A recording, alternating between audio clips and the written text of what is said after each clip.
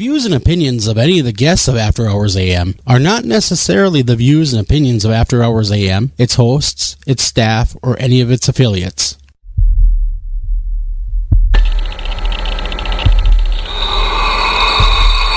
Welcome to the After Hours program.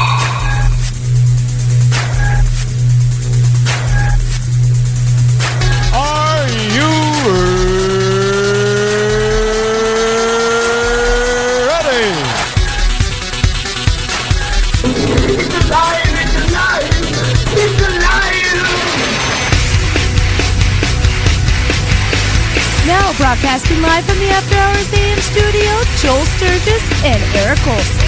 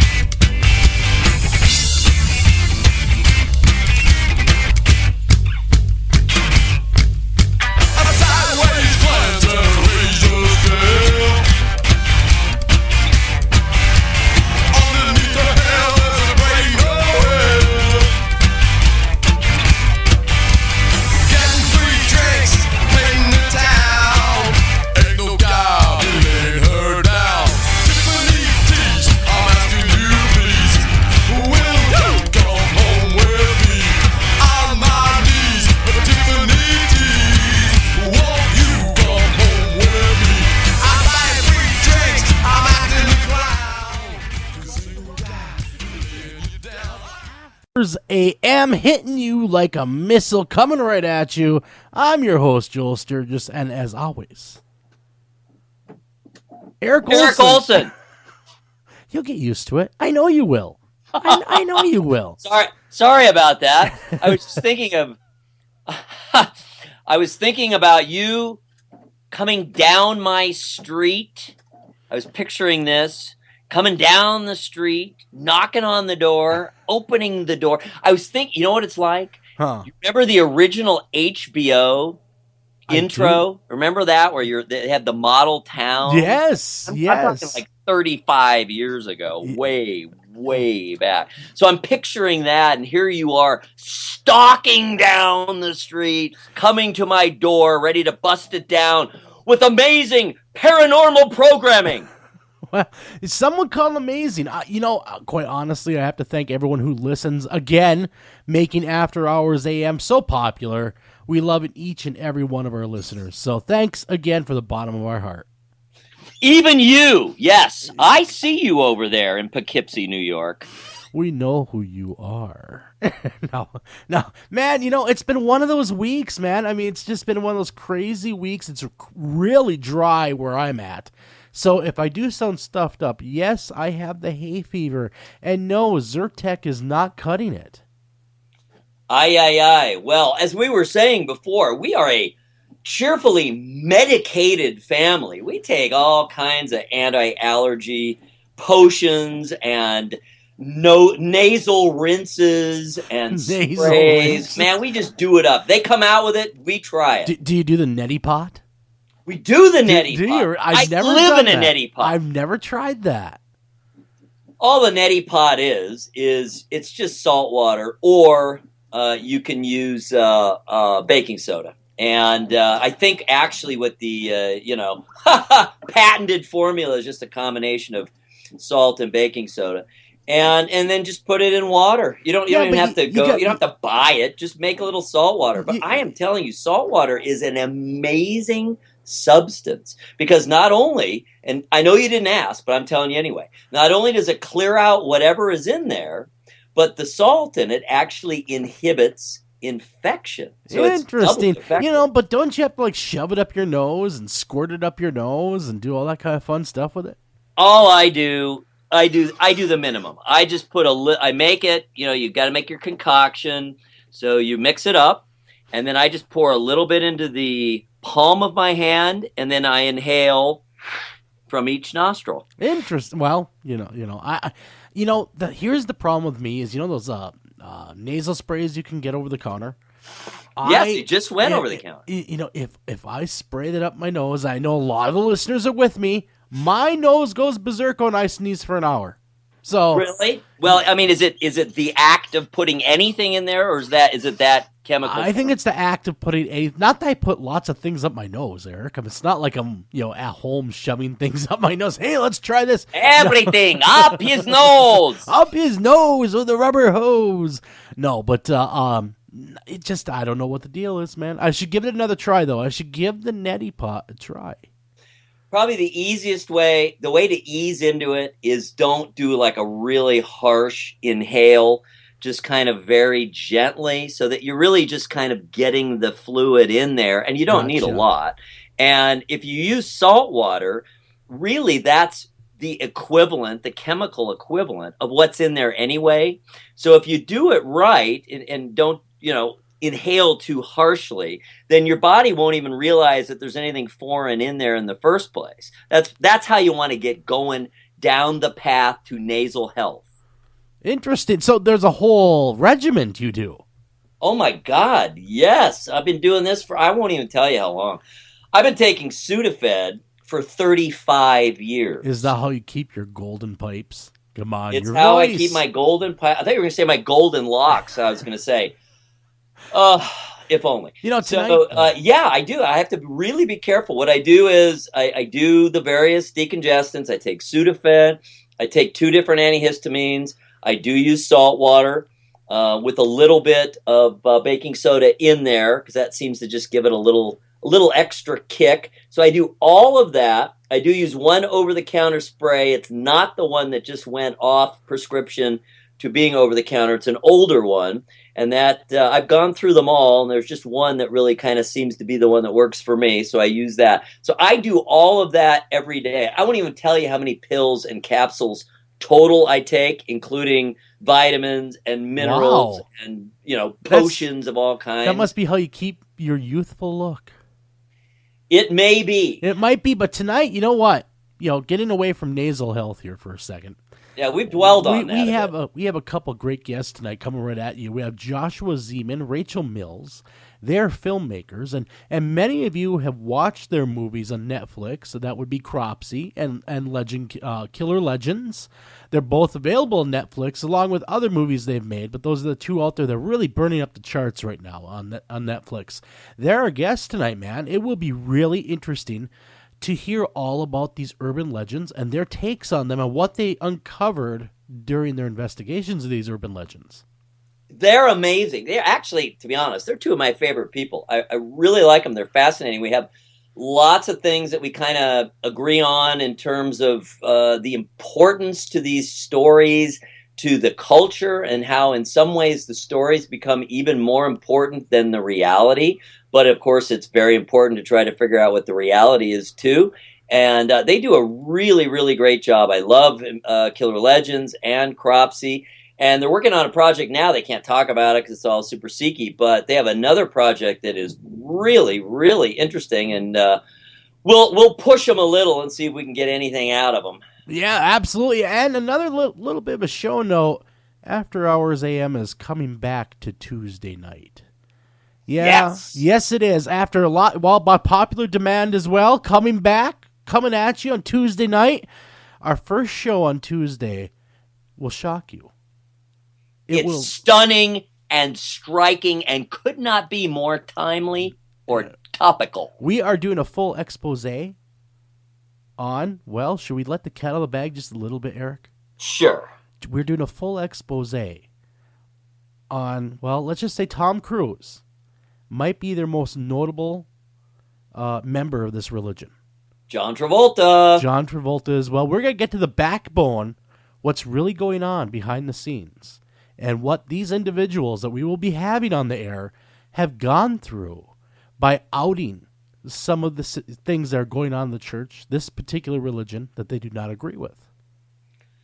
Yeah, and it's really amazing to see how much things have changed, because as recently as 10 years ago, my wife Dawn was a pretty well-known blogger at that time, and writer and journalist, and she, through the celebrity door, she started covering the acts and anti-Scientology, I've said the word, you movement. did. Yeah, it'll be interesting, though, because it's always been scrutinized. It's always been, let's just say there's always been that air of strangeness to it.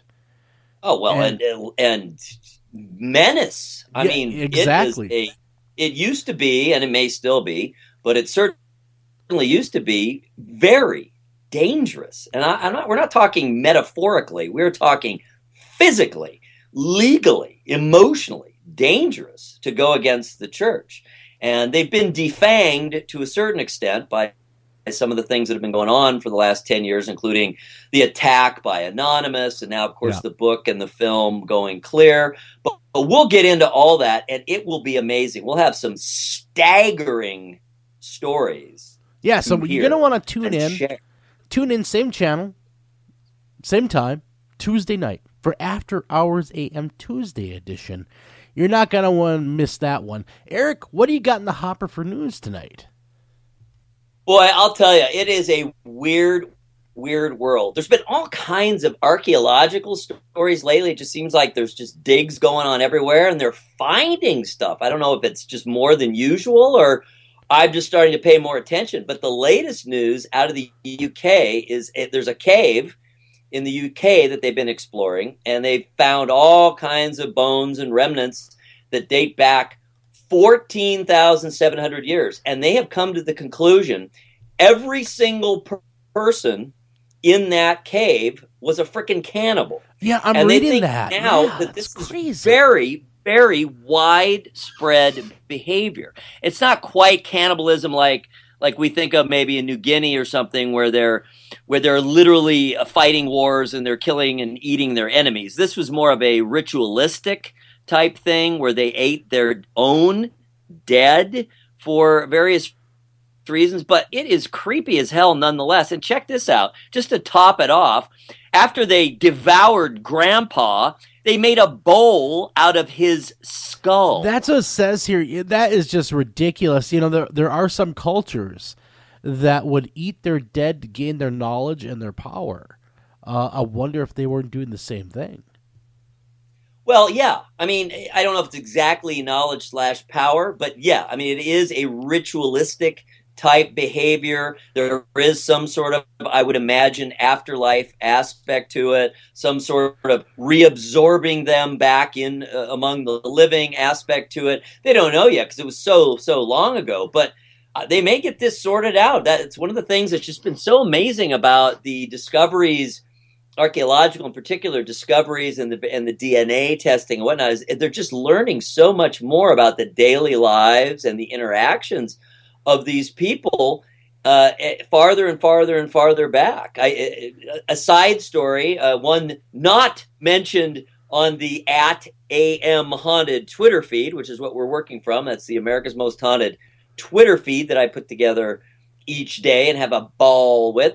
But they're just testing the DNA, and they were able to extract it from an almost 200,000-year-old Neanderthal. So they're going to be able to tell all kinds of stuff because they got the DNA out of it, and they're going to be able to figure out a lot more about the daily lives. The other main thing that's been going on, they keep finding more and more branches to that group that was just before what we call modern humans. And it looks like now that somewhere in the 30, 40, 50,000 year ago range, there might have been as many as 5 or 6 different kinds of humans. Wow. You know what? And that's starting to lean more towards evidence of giants as well then. I mean, if we're finding all these human beings that lived before we came along, of course, or we lived, beside them, there very well could have been a race of giants.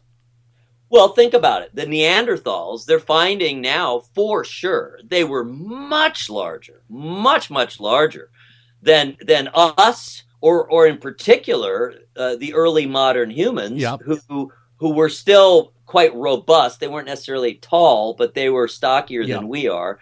We're little wimps compared to what they were back then, because they had to be. But these Neanderthals, they were huge. They were big, sturdy, heavy, muscular people. But evidently not very smart, because we kind of, took over. We wiped them out. Yeah. I had a quick call with Rachel, our guest, in a bit earlier, just getting things all set up. We were chatting about the news a bit and going through all these things.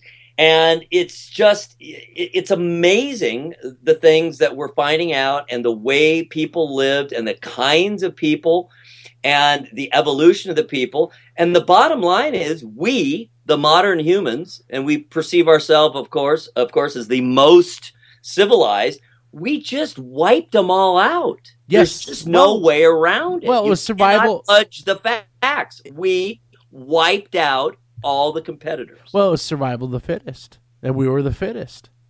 We were the meanest. Well, meanest, smartest, whatever you want to say, we were the winner.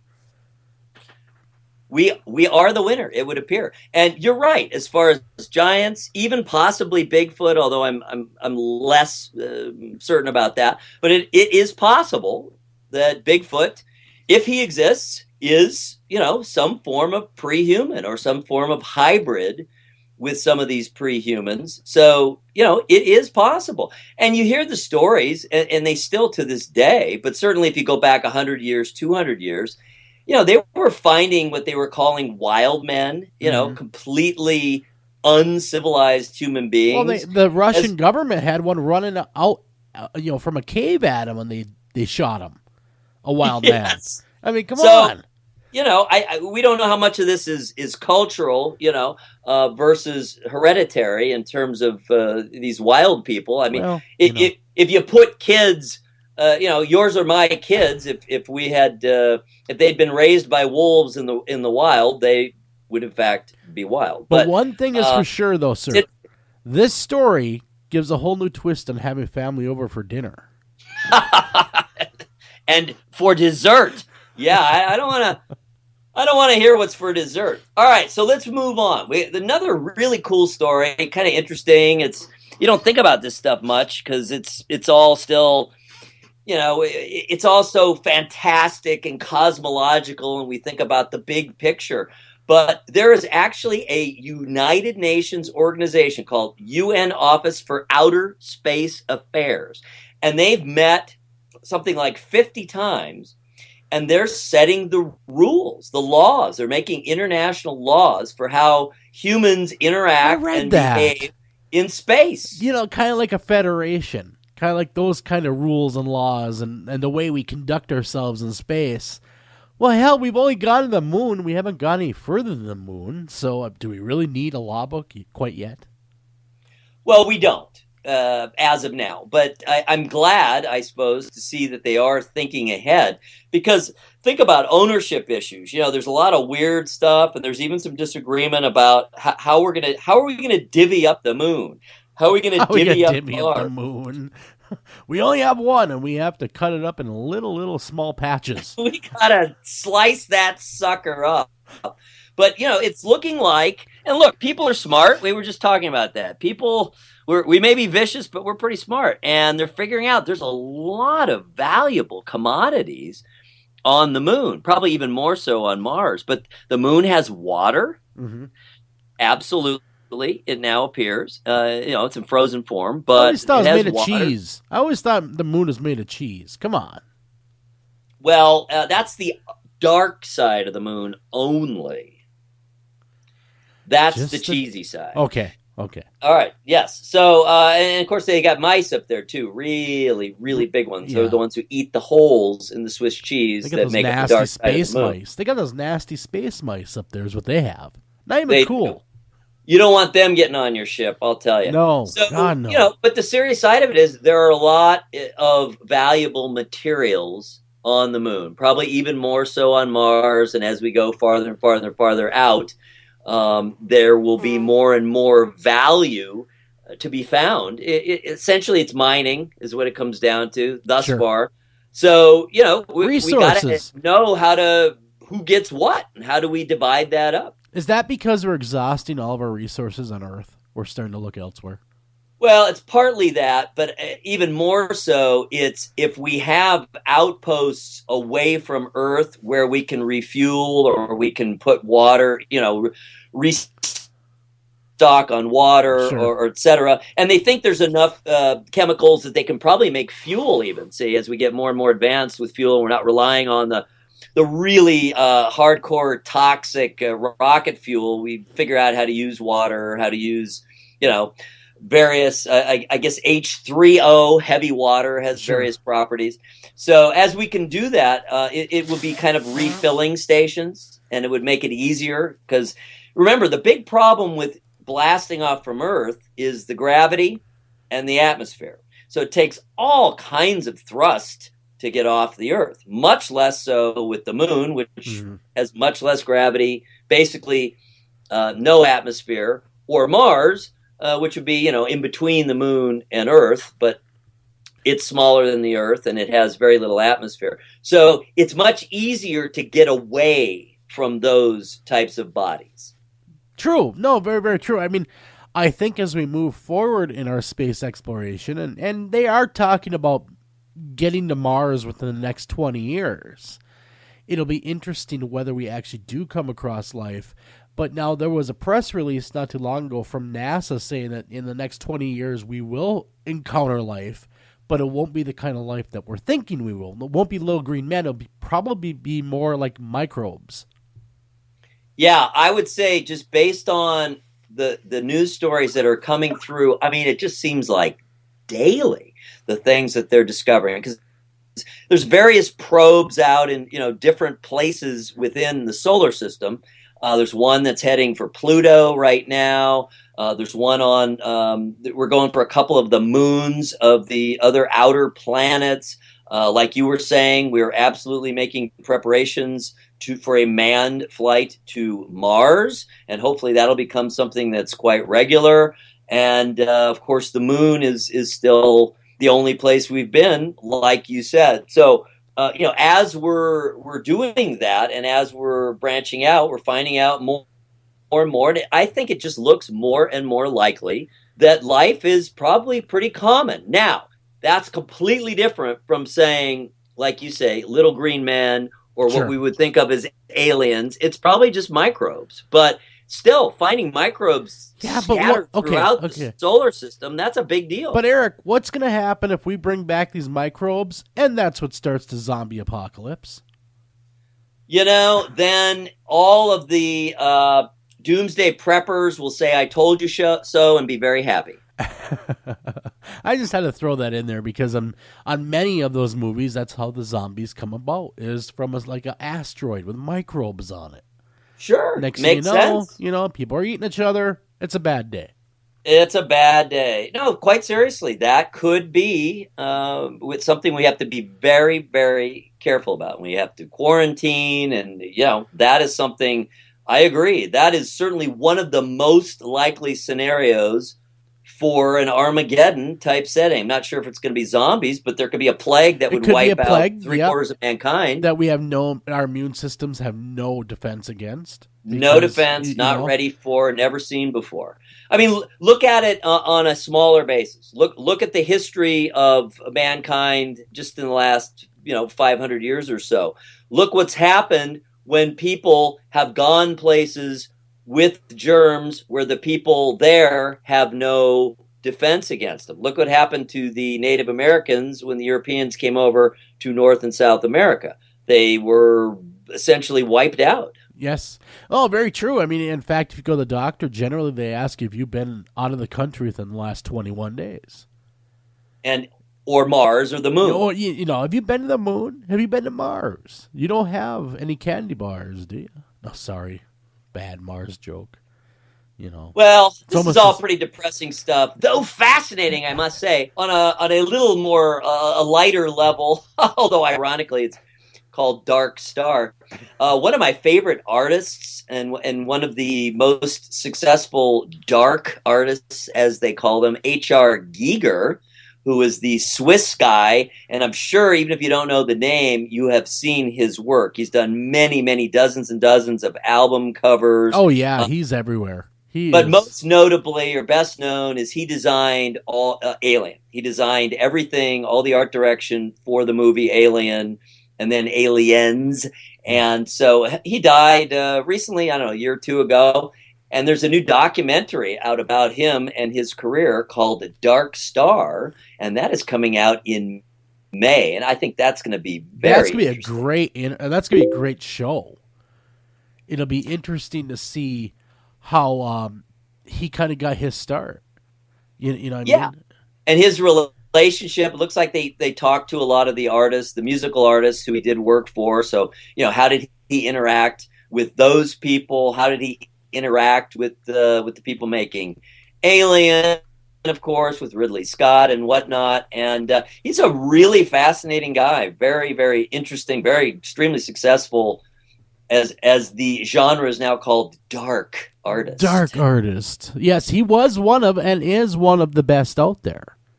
I think so. A surrealist, but he had such a identifiable style, and that's not easy. If you see one of his, you would recognize anything else, and that does not mean that he was repeating himself. It just means he had that kind of an identifiable, dense style. Oh yeah, I mean, you see one of his works, you know what you're looking at, because he has such a hallmark about his work. It all is very unique, but also has his certain flair all at the same time. Yeah, it's very elegant in terms of his style, but with very dark themes. And he was one of the first to really get deeply into blending organic and inorganic elements. So machine or machine-like elements with organic elements. So a lot of his figures are androids, I suppose. So he's starting to get hit more due out there now. I mean, people are starting to recognize more of his work. That's cool. Oh yeah. He's very successful. There's a museum. He has his own museum in Switzerland, and he's a national hero in Switzerland, where they don't have that many really well-known, internationally known figures. There's some, of course. Arnold Schwarzenegger is from. No, I'm sorry. He's from Austria. Where was my brain? They can't even claim Arnold. They speak German. That's my excuse. Anyway, he's a huge star, or was. He died in Switzerland, and internationally very successful. And he has his own museum, and his dark, intricate paintings and sculptures depict birth, death, and sex. Really? Oh, all three of them. All three, sometimes at the same time. Wow. Man, not cool. I mean, cool, but not cool at the same time. I mean, exactly. You know what I mean? Where do you go with that? I know what you mean. Yeah. Okay, well, we got 3 minutes left before the end of the segment, and then we have our guest on. You're not going to want to go anywhere. We have the filmmakers of Killer Legends and Cropsey coming on the show. We have Joshua Zeman, along with Rachel Mills. It's going to be a heck of a show. You're not going to want to go anywhere. It's amazing. It's going to be great. Looking forward to it. Very excited. One more quick story here. Somehow kind of ties in with some of the things we've been talking about. They've finally concluded that the search for Malaysia Airline Flight 370, poor Malaysia Airline Flight 370, of which they have found nothing, not a hint, not a clue, not a peep, nothing, not one piece of debris. Nothing at all. They honestly have no clue, really, what's going on. And so they're finally acknowledging that, and they're saying they're going to have to at least double the territory that they are covering if they don't find something soon. Well, the way I see it, I think they should expand the search to the entire universe. Yes, exactly. Aliens took them. They may have. Maybe they hit a worm. They might have said, who knows? They might have said, your new intergalactic laws mean nothing to us. Ha, ha, ha. Watch as we take your little plane. Exactly. Yeah. Well, it kind of reminds you a little bit of Contact. Remember the book and the film? Yes, Jodie Contact. Foster. Yeah. Exactly. At her hottest. Oh, she was a sexy little minx in that movie. She was. She was a little minxy lemur person. She always had that girl next door look. You know what I mean? That girl. I always liked her. I still like her, but now the problem now is she still looks great. She's a great actress and all that. But here's the deal: when you get past 50, if you're too thin, it makes you look older. This is true. That is very true. But we got to run the break, everybody. Don't go anywhere. Because when we come back, we're going to have, two of the great... that documentary. You got to listen. That documentary that we watched on Netflix, Kill Legend, will make you question humanity in some ways. Be right back right after this.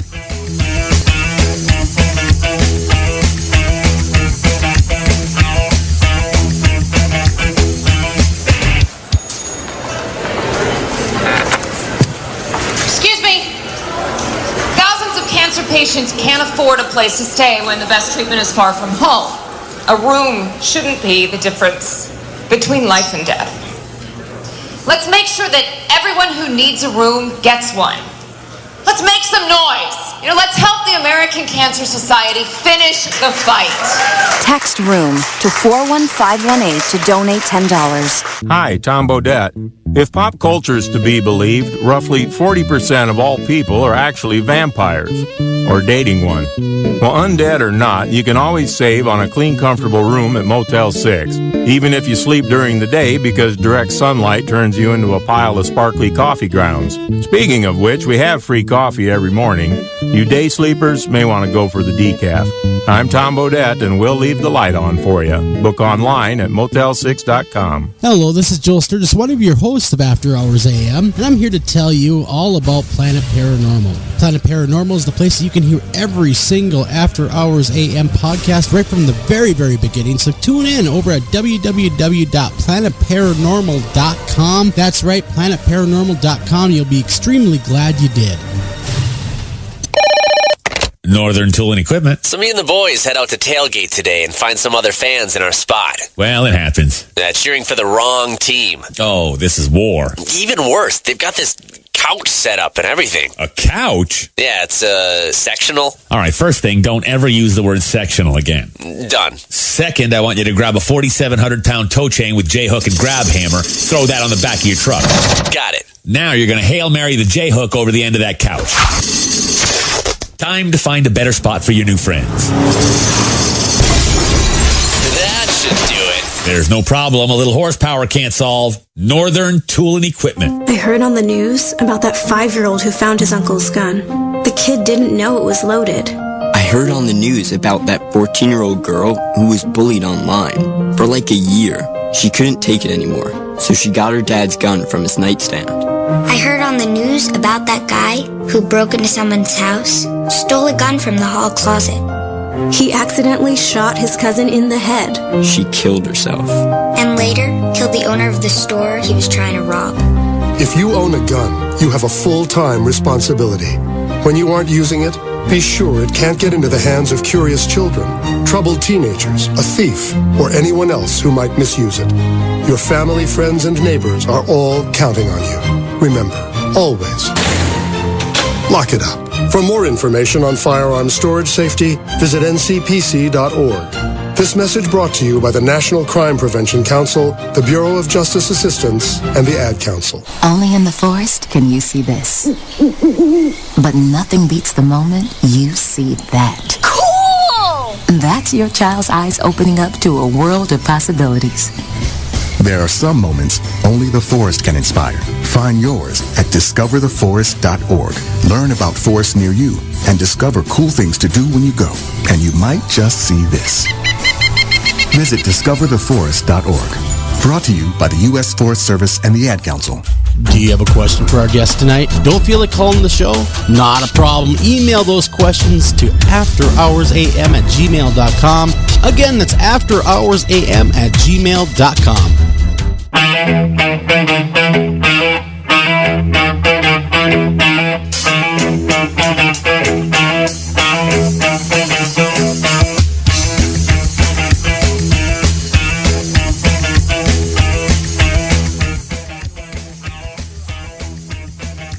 And welcome back to After Hours AM, everybody. Oh, boy, it has been one of those interviews I'm getting ready for already because we covered so much ground with urban legends before on After Hours AM. But now we have the opportunity to talk to two of, I got to say, two of the authorities on a lot of these issues that are out there that people talk about, Joshua Zeman, Rachel Mills, they have a couple great movies on Netflix.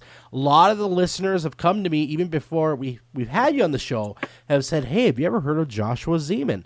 This is really an honor for me to be able to talk to you guys because I watched both your films on Netflix. And The Killer Legends, if no one has seen this movie yet, I really encourage everybody after the show to go watch this movie. It will make you, in some ways, question humanity. And I'm not even joking about that. There are some stories that really make you stop and say, wow, people truly can be monsters. Again, I'd like to welcome Joshua Zeman and Rachel Mills to the show. Hi, guys. Hey guys, how's it going? How are you? You know what? We're doing great over here. You know, we've been talking all week about you guys coming on the show. And so in preparation, I revisited and I rewatched both documentaries because I've seen them both before, and they're very, very well put together, very, very good films. But the Cropsey thing, you know, growing up in Staten Island and dealing with Cropsey, was it something, Josh, that you feared as a kid that Cropsey would actually come and get you? It's what our camp counselors used to try and scare us with. Ah, good old Cropsey. Because I think everybody had that growing up, that madman. If you're not good, it's going to come and get you. I know here in Minnesota, it's been the Wendigo. If you're not good, little boys and girls, the Wendigo will come and get you. Awesome. You know, for us, it was, the fact that, there was this mental institution, this abandoned mental institution tuberculosis ward that was right next to the camp. And so they used to tell us that Cropsey lived in the basement, and then they would all, who would come out with an axe and grab you. And then, of course, the camp counselors got an axe somewhere, I don't know where, and they would literally chase after us. And so from that, the movie was born. And now I understand that they tried somebody, and I forget the man in the movie. What was his name again? It's escaping me at the moment. Oh, Andre Rand. Exactly. They found him. Now, do you think that he did it? Interesting.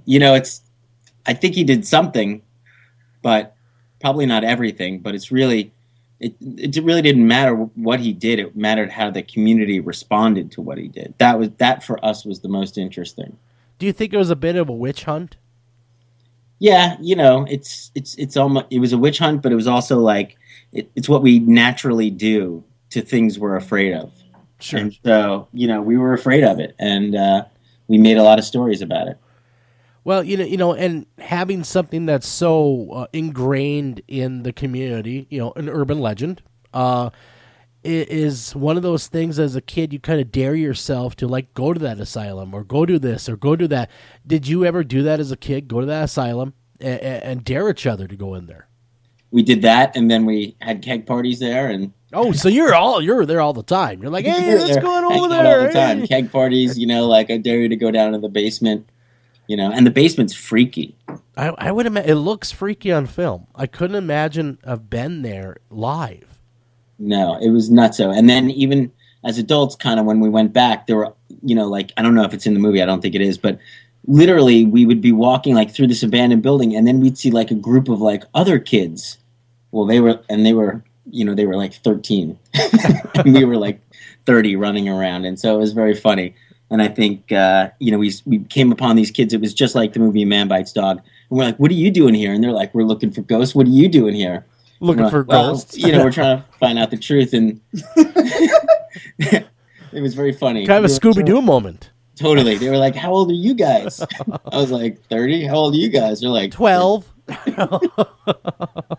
No, but the movie Geraldo did a expose on that place when it was running, and it was deplorable the way that they treated the patients.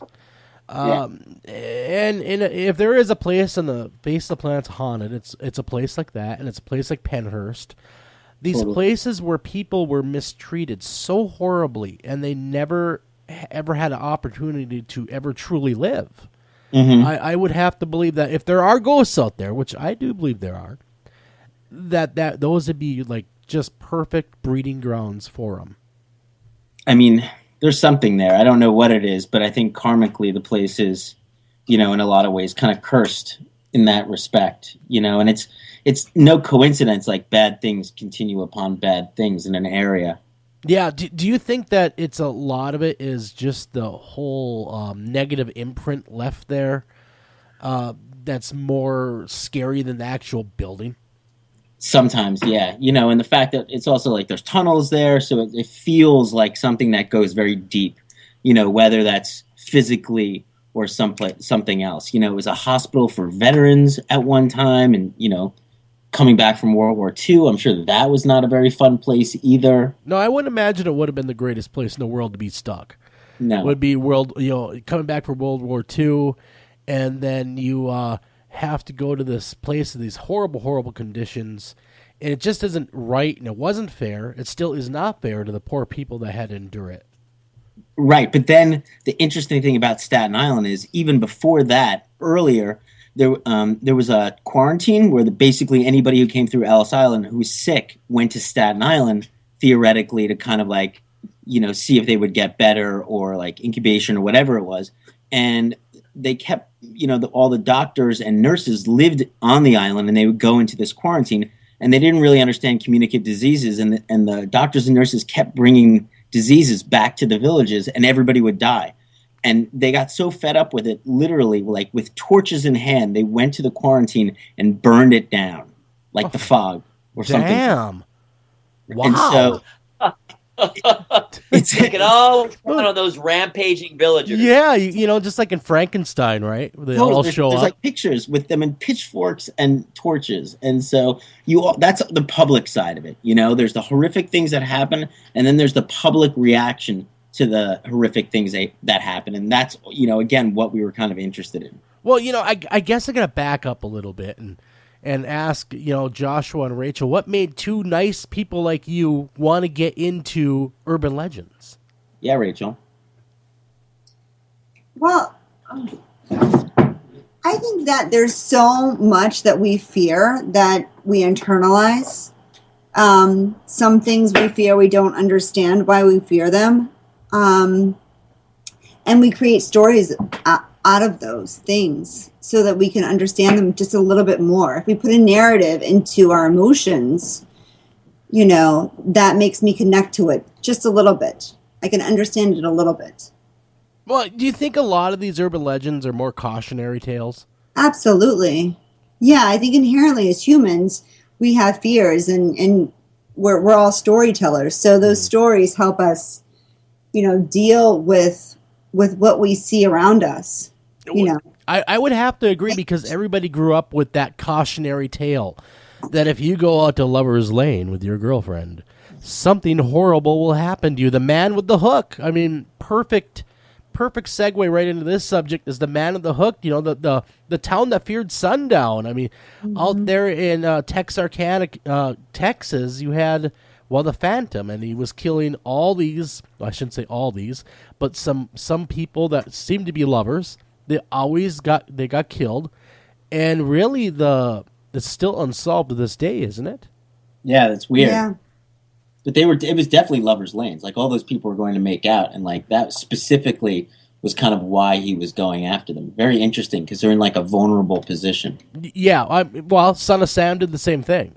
Exactly. So it's not. It happens a lot. Like if you're a crazy guy and you want to kill two people, and you're probably sexually dysfunctional in some way, you're going to want to go to where kids are having sex and kill those kids.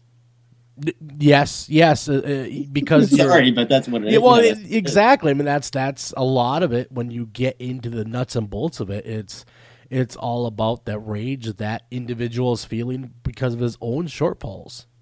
Yeah, but what interests me is that was an urban legend back then, to make people not make your children go to make out. It's, right. It's premarital sex. Right. But what exists right now? I mean, that was a car culture back then in the 50s and 60s. Yes. That was independence to them. What's happening right now, though, to instill somewhat of those same kind of fears from parents? Where are the kids going now, and what kind of stories can be let off of that? Oh, very good segue, which is, I think you're saying the internet, right? The internet, yeah. Right, sexting and things like that. Mm-hmm. And so is that why we have Slender Man on the internet as like the cautionary tale about don't get so comfortable with the internet. Yeah, exactly, and that's a whole nother show almost on its own as Slender Man, and how that is just taken off and taking a life on its own, to the point where the creator of Slender Man is saying, hey, I created this guy. He's not real, guys. But that's the whole thing. The crazy thing is right at this moment, we can pinpoint theoretically where that urban legend started. And before, we could never do that. Yes. And so when you can't pinpoint who tells it to you, it really takes on a real life of its own. It's more real, But the fact that we can go back and say, no, we know who the person who quote unquote started, you're like taking the power away from it. But that doesn't matter, because right now the internet, the campfire that used to exist, that urban legends sprouted out of, is now the internet. So you can't trace it back to a campfire that 8 people were surrounded in, and then like stories evolved after that. Yeah, I mean, in a lot of ways, he said it was an amalgamation from a couple different characters. So I don't even know, if it's fair to say that hey, I'm the guy who created it. I mean, I don't know. Mm-hmm. Did he really create it? I think he did. Like the actual guy. That's crazy to me. Well, what's even more crazy is the 2 girls in Wisconsin that took it a step further. Totally. And believed in Slender Man so much that they try to kill their own friend. That's really reprehensible. Right, but they did it as proxies. Mm-hmm. Yes. That's the whole thing. That the Salem witch trials was the same thing. We did it for the devil. They're just like proxying out. That the devil made me do it. I didn't do it. The devil made me do it. That whole thing, absolutely. And I think that's always going to happen. But is it the devil made me do it, or I did it for the devil? Very good question. Very good question. This whole I did it. The devil who made me do it. Totally. Well, there you go. There you go. I did it. I killed Ozzy Osbourne. I was just gonna say, you sound like Ozzy. Ozzy. Oh, remember? I wanted to interject about Slender Man, and what's so interesting among all the other things that are interesting are the layers. And as soon as there was sort of this pat answer that you guys were all just discussing, hey, we know exactly when and where and how Slender Man was created. And we can point right to it, and we know who did it. So what's the next layer below that? Yes. However, that character created by that guy at that time was simply an amalgam of pre-existing entities that go way back in history. So now they're saying, he wasn't literally created. He was just kind of recreated. Because if you take it a step farther, if you, kind of take it down to the structure of it, there have been long, tall, multi-limbed figures that go back hundreds of years. So now that's the answer to the other answer, and how it could be that such a thing may exist. And, still, even though we know about the internet origin. And that's part of the whole urban legend process. And I think that's part of how it grows and how they mutate and metastasize over time, is you keep having to add layers as one part gets explained away, or as something becomes known, or you really do get to the bottom of a given tale, you got to get to another layer below that to keep it fresh. Well, I don't think it's necessarily going to another layer. I think it's just as we grow, as, our communities grow, the stories change. Slender Man is all about pedophilia, right? Yes. Mm-hmm. So, as we change culturally, that story is going to change. I don't think it's necessarily a deeper level. It's always been kind of the same level, just told a different way. Just gets retailored. Yeah, however, when suddenly you have 2 girls then kill... Mm-hmm. For Slender Man, then it's evolved. Then it becomes, hey, have you ever heard the story about the 2 girls, 50 years from now? Hey, you ever hear about the 2... And then in some ways, Joshua, it becomes real. Yes. Because a real assault took place. And what is that called? Ostension. Mm-hmm. Because now it's actually taken on some form of physical form in our world. That's right. So folklore has called it ostension, when you act out what you believe the legends should be. So if you watch Killer Legends, nobody believed in tainted Halloween candy until somebody enacted on it. And the reason he enacted on it is because he believed the urban legend as real. It's the snake eating his tail. That's right. Exactly. That's another thing I want to bring up is that part of that movie, of all the urban legends he covered in that movie, was the most shocking to me, because how somebody could poison their own child and other people's children as well, but for sure their own flesh and blood for money is ridiculous. And then to have the gall to sit and basically say, well, you know, whatever, I did it, but I didn't ruin Halloween. Yeah, he did. He ruined Halloween for everybody. Yeah, but he didn't even say he did it. No, he did not say he did it. He said he didn't ruin Halloween. Yeah, he said he did not ruin Halloween. He says no, I don't think I'm the one that ruined Halloween. Let's keep our priorities in order. I didn't ruin Halloween. Yeah, he's fine with killing his own kid. He's okay. Okay, I did that, but I did not ruin Halloween for everybody. Let's just get that straight. What? I mean, what an odd structure, a sense of social responsibility. He's more concerned about being accused of I know, he almost looked deplored in the interview. No. What he did say is he said he would, even though he didn't, because something happened, he would like to see, what do you say, all Halloween candy get screened? Mm-hmm. Yeah, I'm sure you're saying that now because, he wanted to save himself. This is some years ago. Now, was this individual ever put to death? Yes. Okay. I had a feeling he did. I didn't get to dig that deep in the story, but thank God he was put to death. Yeah. He was actually almost killed on Halloween as a strange, justice. That was the judge. Yeah. That would have been. Said, I'm going to kill you on Halloween. That would have been kind of funny, wouldn't it have been? Yeah. I mean, but the thing. Texas, so. But how did you guys? It is Texas. They have an express line to the death penalty there. I mean, come on. There is no waiting there. Nope. No, in fact, he was killed at Huntsville Prison, where they've done a ton of executions. And weirdly enough, he became the poster child for the anti-death penalty movement. You're kidding me. And so how did this guy do it?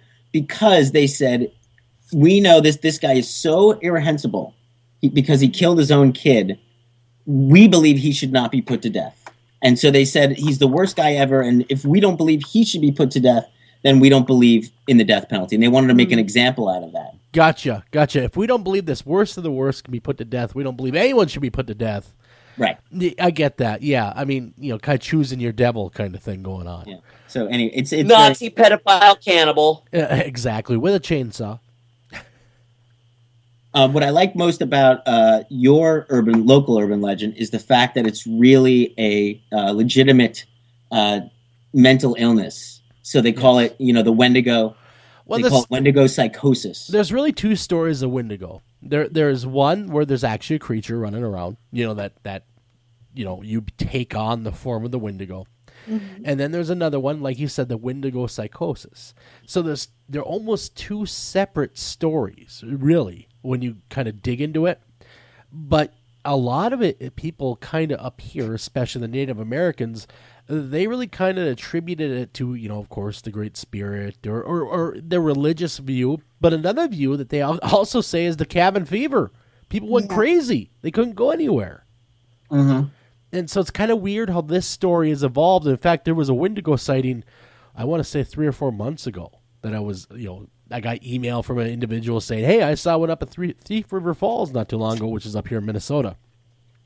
But would that be a person who's eaten somebody else and therefore is possessed? Well, yeah, exactly. I mean, the cannibalistic part of it leads you to become the Wendigo. It's quite a weird, as you guys know, a strange tale. The way someone evolves to become a Wendigo, it's not like becoming a werewolf, or if you get bit by the werewolf, you become a werewolf. You have to eat another person. You have to take part in this taboo cannibalistic ritual, basically, and become the Wendigo. By the mini mart. Exactly. That's right. Eating the homeless people down there because they don't run so fast. Exactly. I mean, but to me, it's crazy that there is a psychosis that you can create in your own mind, and it's literally kind of based upon that legend. At least the Native American side, which is like, if you eat somebody else, you will be consumed with a mad, desire to eat human flesh. you know, and to me that's great. Like it even happens with the Aborigines, you know, sometimes they eat their foes or they eat a heart out of somebody else out of like reverence, but it goes wrong, and suddenly they feel like they have this compulsion to eat somebody, and so they'll go to the tribal leader and say, I've got this crazy compulsion, I think I have Wendigo psychosis, and they're sanctioning their tribal leader to kill them. Well, you know, really the psychosis, it's the symptoms are like the intense craving for human flesh. What the heck? I don't know about you guys, but I don't think I've ever had a craving for human flesh. So absolutely, that would be psychosis, maybe of almost its most deadly right there. Yeah, totally. You know, and that's what I think is scarier than even the Wendigo story. You know, the creature running around. Because you don't know who the Wendigo psychosis victim would be until it's almost too late. I mean, maybe I'm crazy, but can we go back to why this urban legend actually exists and the fear of actually eating human flesh, which is during times of starvation and famine, and, you know, there's not a lot of resources. You know, I'm not saying that I'm going to eat my best friend, but I'm going to say I'm pretty hungry. This is true. I mean, look at the Donner Party, what they had to resort to. Eating their own, and no one really looks down on them. Of course, it's taboo, and people go, "Oh yeah, they had to resort to eating their own, you know, family members." Yeah, that was a messed up story. Oh my God! You know, it was really a story of bad directions. Totally, exactly. I mean, they made the worst choices. Buy a TomTom, people. I mean, Joel, doesn't it get pretty cold up there in Minnesota? You know what? About 40 below zero is pretty normal. Actually, I have to say, there's a new urban legend. It's not a new urban legend, but I like it. It's these guys, friends of mine, the Zellner brothers, they did a movie called Kamiko. Have you heard about it? No, I have not, actually. It's about this Japanese woman who watches Fargo obsessively and believes, because the Coen brothers say in the beginning of it, this is based upon a true story, that she knows where the money is buried in Fargo, although that's a fiction. What? Yeah. First. Are you fucking kidding me? Yeah, she believes it. And so, literally, this woman, real story, stole her boss's credit card that she was supposed to go buy a gift for, got a plane ticket, went to Fargo with this map in her hand, and then died in a snowstorm. She thought Fargo was a documentary? She thought, well, it said in the front. There was obviously some mental illness there. The old wood chipper. Okay, first I want to thank the Coen brothers for single-handedly destroying Minnesota. Thank you, guys. Thanks a ton. It's not destroyed. And they're from here. That's the worst part. They're from St. Louis Park. But Fargo's in North Dakota. It is, but a lot of it took place like in Brainerd. That's in Minnesota, stuff like that. Well, anyhow, that is a messed up movie, although the wood chipper part was pretty cool. I just got to say. I always wondered how that'd work. But that's an urban legend about some guy from CNN did this like piece about her, and it was this urban legend about whether she really came with this kind of fake map, and she believed she knew where the money was. It's a fascinating story. Totally recommend checking out that movie as well, Kumiko, The Treasure Hunter. It's called The Treasure Hunter. Yeah, you got to add the subtitle. Yeah. Wow. Because that's the ironic part of it. There ain't no treasure in the North Woods. Don't even come up here, people. Don't even come up here. The only treasure that's up here is snow. You not only have Wendigos, but you got a bunch of frozen Wendigos.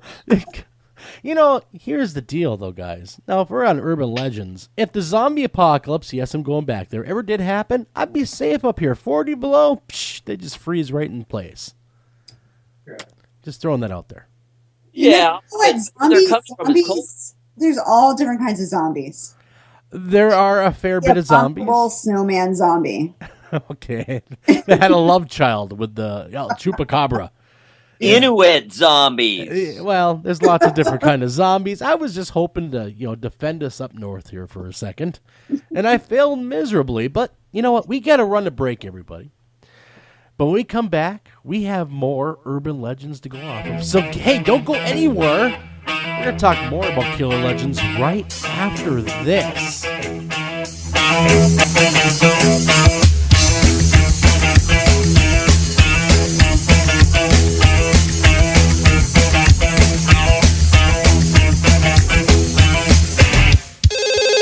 Ranger Station, Ranger speaking. Yeah, hi. I'd like to report a bear sighting. Location. My backyard. Oh, your backyard. Try telling a bear that. I did, and this bear talked back. Talking bear, that's rich. No, wait, it was Smokey Bear. Smokey? Why didn't you say so? I did say so. Continue. I was burning yard waste. No, boy. He told me to burn legally and responsibly, and to remember that if it's too hot to touch, it's too hot to leave. And as always, he's right. You know, 9 out of 10 wildfires are caused by humans. That means 9 out of 10 wildfires can be prevented. Yeah, I know that now. Thanks to me. Actually, thanks to Smokey. As usual, the talking bear gets all the credit. Get your Smokey on. Always burn responsibly and contact your local fire department for open burning regulations. Because 9 out of 10 wildfires can be prevented. Brought to you by Smokey Bear, the U.S. Forest Service, your state forester, and the Ad Council. Learn more at smokeybear.com. Only you can prevent wildfires.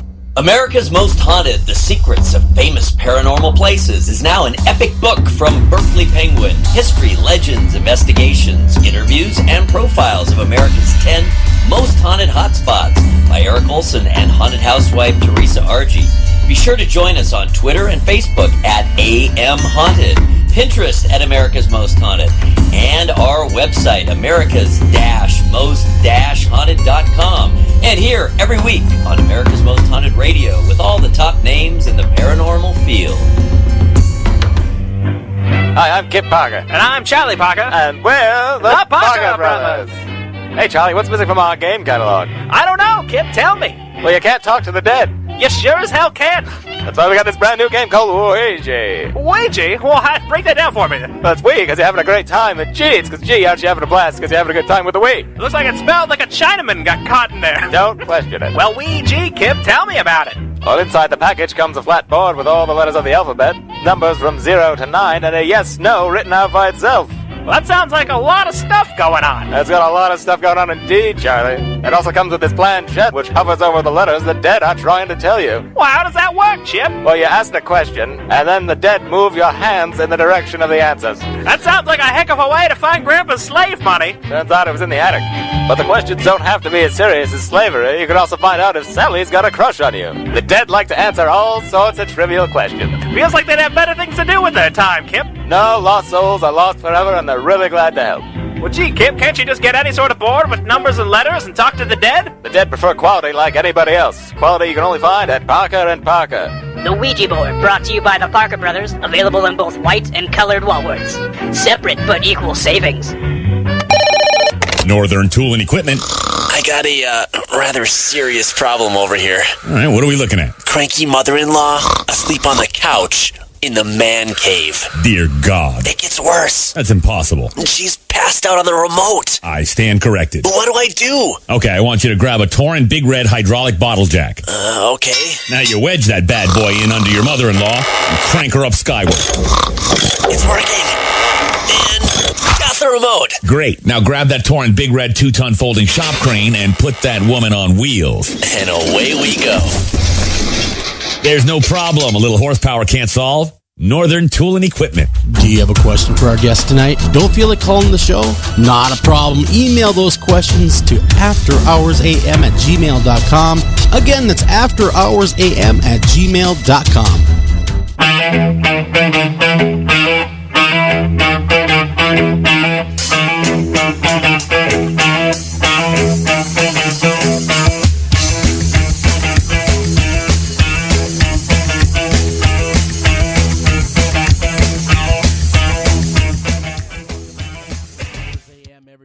I'm your host, Joel Sturgis, along with me. And we are back talking about urban legends, all things urban legends, with Joshua Zeman, and of course we have Rachel Mills. They are the makers and the creators and the everything behind Killer Legends and the documentary Cropsy. So I got to ask you guys, with the age of the internet, has it become easier to study these urban legends and find these obscure urban legends and, more importantly, track down people that lived them? The tracking down for sure. But, I don't know. You also have to hit the ground. You also have to see what the people in the neighborhood are saying because, still I think, well, that's not true. But, it's all about community. So wherever that community is, you have to go to it, even if it lives on the internet. Now, a couple times in the movie, you go up to these houses, like with the babysitter, the babysitter one where she was murdered, babysitting the kids, and the people had no idea that they were living in a house where this happened. And you were the guy to break the news to them. How'd that come across? Yeah, he did. I got a lot of shit for that. But the whole point was I was trying to make a point about kind of like documentary filmmakers just going out there and not really kind of paying attention to what, the consequences of their actions, and I think we go in and we stir up a lot of stuff and, it's not easy to stir up old memories, and people don't really appreciate it unless you can, talk about it. And so, I was kind of trying to make a point, but that didn't work out so well, that part. And how was their reaction? Well, the funny thing was they were fine. Yeah, the funny thing they're was cool with it. We kind of like created this scene where, we would go in, but like I did feel that people should know someone had died in their house. I feel the real estate agent should tell them that. Well, there should have been some disclosure going on. Hey, by the way, before you buy this house, I have to let you know a girl was murdered here. I think you're supposed to. I think there's laws for that. But anyway, we went there and it's an urban legend. It's an urban legend, and everybody was like, let's be careful. I was like, no, I want to tell this woman. We didn't even know who would answer the door. Sure. And we go up there. We go to the door. And then I'm like, ma'am, do you live? I was surprised that it was an older woman. And then I felt bad. I was like, okay, I'm not going to tell her. And then she pretty much wanted to invite us into tea to talk about the murder of an 8-year-old child. Yeah, she's like, no. She's like, something happened here, right? Tell me, something did happen here. And I'm like, yeah, but I was like, don't worry about it, ma'am. It's okay. I felt bad. She was older. And she's like, I want to know what it is. Well, yeah, you didn't want to give the poor lady a coronary on the spot. No. She was darker as we were. She was like, I want to know what happened here. Once they opened the door and you saw how old that lady was, you were a little bit like, maybe we shouldn't be talking. Yeah, kind of probably remind you of your grandma. I mean, totally. But she's like, I want to know. Oh, tell me what happened. Someone die here? And I was like, yep, someone died here. She's like, tell me about it. She knew about it, though. She kind of knew about it. No, she knew about it. Yeah. She's like, oh, dear. No, but through your research, are you really at any risk of babysitting? Are you at any greater risk of being murdered just because you're babysitting? No, but weirdly enough, all the urban legends really aren't about the babysitter being killed. They're about the babysitter doing something to the baby. It's the chicken in the oven thing, where like the first time your mom and dad go out and, they're all very nervous and they get the babysitter. She says everything's going to be fine. And then like a couple hours in, the woman ducks out of the movie, goes and calls, and the babysitter says, oh, everything's fine. The baby's asleep and the turkey's in the oven. And they're like, wait a second, we don't have a turkey. Yeah, we had that same thing where I grew up. What was it? The microwave and the baby. Right. Yeah, babies in the microwave. You know what? That's really the second generation of that urban legend. Before that, it was really, making sure that women knew their place and were going to be there to take care of the child. Because if they weren't, if they ended up having sex, which happens when you want to have a child, but if they end up having sex or inviting a boy over, this is the babysitter. The children would get killed or they would get killed. Right, that's correct. So it stopped them from doing, it made them, at least scare them into acting more responsible. Exactly. Well, yeah, but the real thing is that women shouldn't be out in the workplace. Yeah, so it seems a lot of these, you're absolutely correct, have a underlying meaning behind them. Of course. Well, and also geared towards women. Underage sex, shouldn't have sex out of marriage, shouldn't leave the house, to go, be entrepreneurial, i.e. babysitting, so it's very interesting. And all the things you should not do in a horror movie. Really. Yes. Right.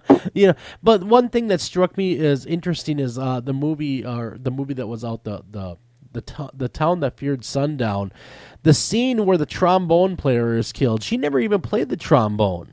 That's right. This poor girl. She was actually a saxophone player.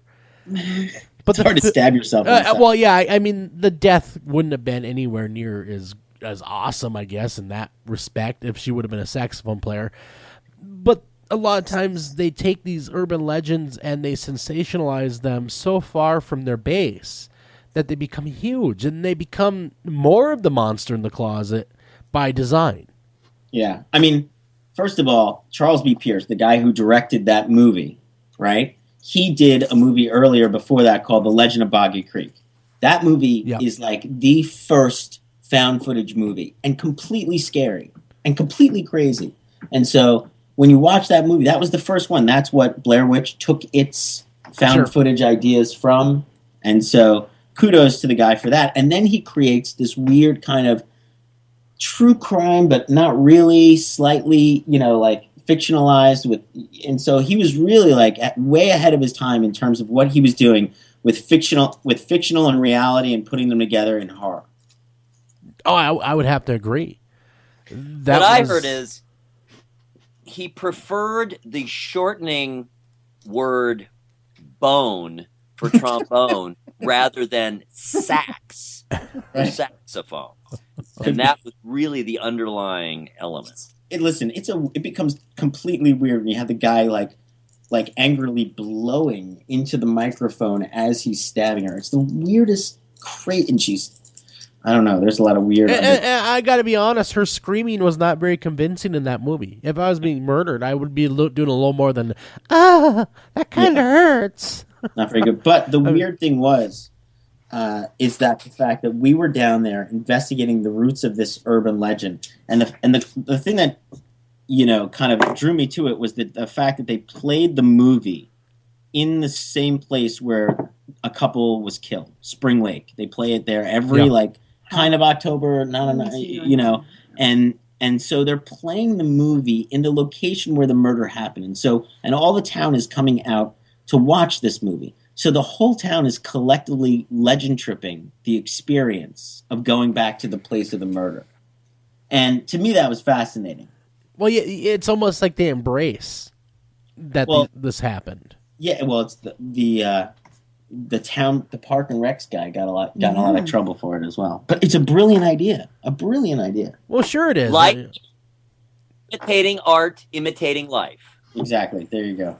Concentric circles of weirdness. But it's also a community taking something back. This person was never caught. Right. There's some kind of control to this to be able to go back to the scene of the crime and create something for the community. And it's danger in a controlled environment. There you go. What we all love. We all can be scared. But we know we're safe. That's right. Like Halloween. Right. Unless you're that kid's, that guy's kid. And exactly. So we go down there to investigate this urban legend. As we're down there, we hear that Ryan Murphy's making a movie about two documentarians down in Texarkana, Texas, investigating the urban legend. Now that she happened to be related to it, but it's very strange and very meta. Now, I gotta ask though, who did it? I mean, in your estimation, me in my meta. Who did the murders down there? I mean, they never caught the Phantom. Yeah, that's true. Who did the murders down there? I don't think it was Yul Sweeney. You don't think it was Yul Sweeney? I don't think so. No, I remember that part of the documentary, and you guys are watching the file footage of him being interviewed. Oh my God! And then right when it's get to the juicy part, the nurse comes in and says, "Do y'all have a waiver to be videotaping here?" Literally, the guy is about to admit to probably being the Phantom Killer after 60 years, and a woman leans her head in and says, "Y'all got a permit to be here?" And just the reaction you guys had, it was timeless because that was a real reaction happening at that time. Like, oh, are you kidding me? The first time I ever saw that. Absolutely. But I don't know. I mean, and then they really, he might still be. Well, by now he's not out there anymore. This happened in 1946. Am I correct? Yeah, he died. So whoever was the Phantom is gone now. That's correct. Assuming so, unless there's a Phantom 2 out there somewhere. But thank God there isn't one. I.e. the Zodiac. Yeah, exactly, and that's a whole nother show right there. Just the Zodiac and serial killers and their own urban legends that they bring with them. Right, but everybody believes that there's a chance that guy could be the Zodiac.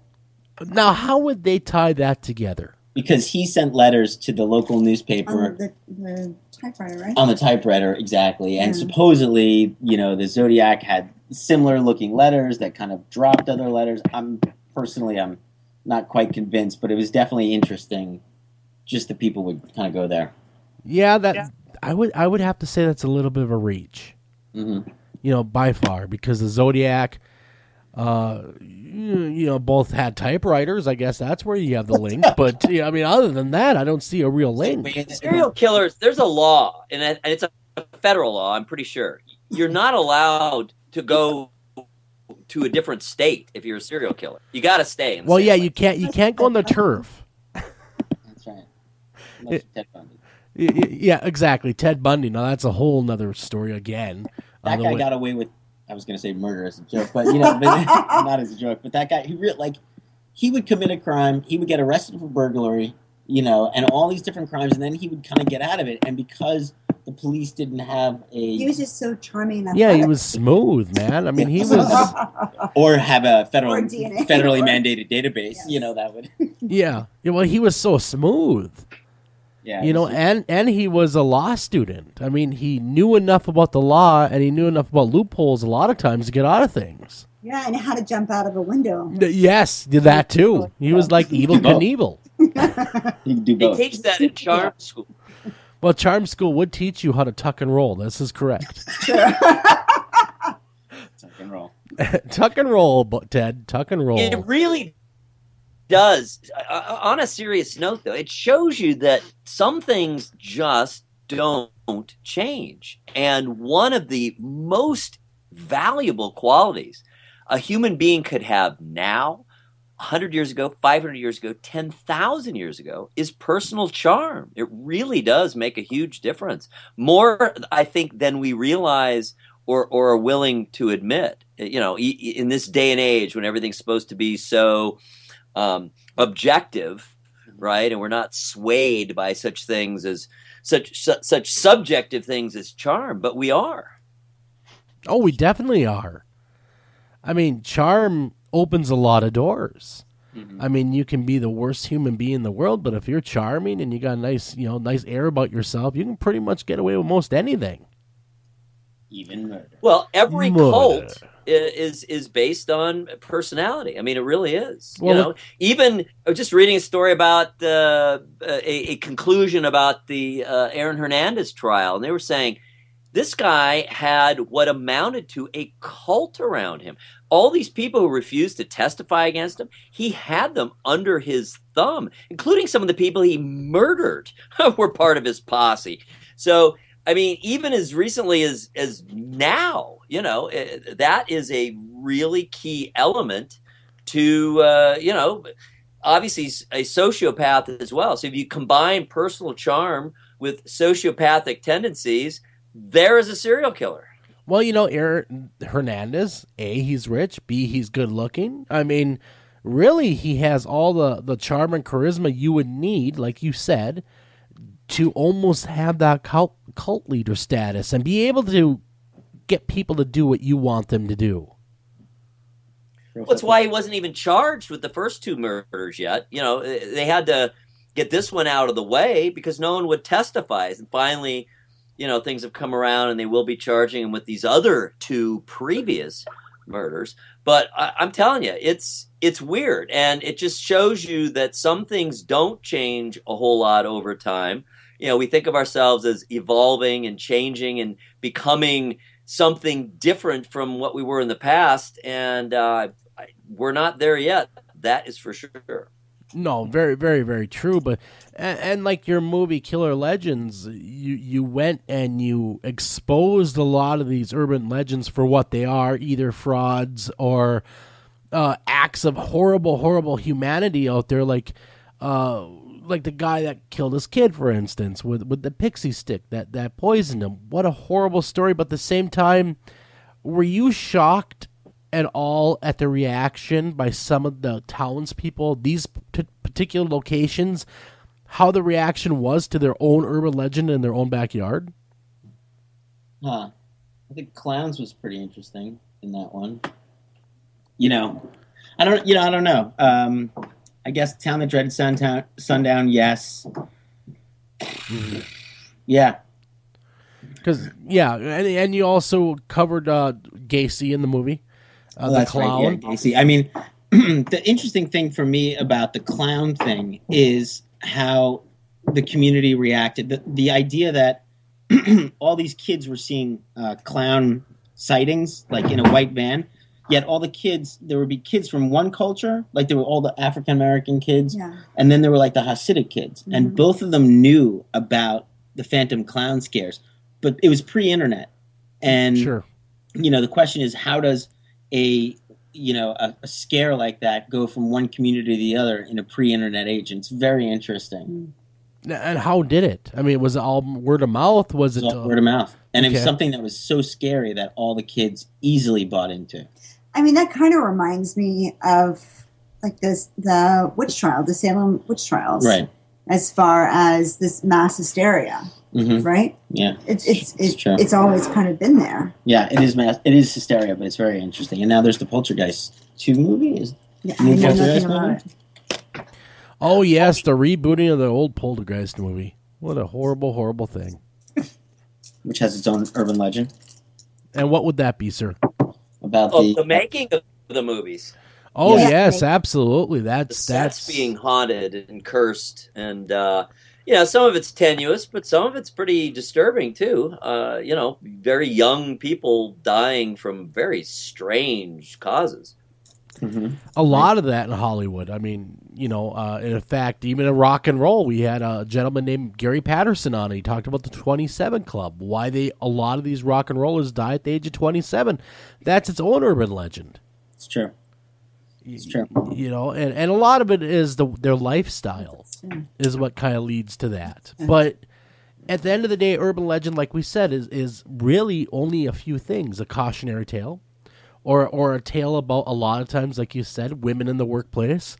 It always has a social commentary behind it. That's right. Which is cool. Well, let's talk about clowns because, oh my God, clowns. All you got to do is say the word, especially if you spell it with a K. Ooh, that means they're evil, evil, evil clowns. Why are we so creeped out by clowns? And has that changed over time? Are we more creeped out now than we were 20 years ago or 100 years ago? It's completely changed. It's completely... no other thing is completely changed, it feels to me like this. The clowns were so kind of in the... Yes, they had a thing beforehand, but at least in the 1950s, how they were so... we tried basically to interject clowns in our culture to make people happy. But, it turned out we made them too happy. There was no dark side to them, and so we created one. That makes sense. Everything has to have that yin to its yang.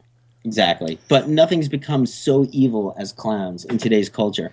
I'm very curious to know, though, are we almost done with clowns? No, we'll never technically be done. Sure.